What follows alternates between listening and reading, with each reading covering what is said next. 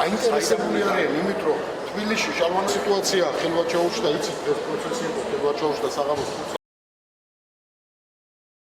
აღიძრა სისხლის სამართლის საქმე და მიეცეს პასუხისგებაში ყველა იმ საარჩევნო ოლქის და უბნის ხელმძღვანელი პირები, რომლებიც გაყალბებებში ღებულობდა მონაწილეობას და ეს გაყალბებები არ შემოიფირგლება მარტო თვითმმართველობის არჩევნებით. ჩვენ პრეტენზიები გვაქვს და მე მაქვს დოკუმენტალური მასალა, რომ ეს გაყალბებები დაწყებულია 2008 წლიდან და ზუსტად ამ ოლქის ხელმძღვანელები ემსახურებოდნენ იმ გაყალბებებსაც.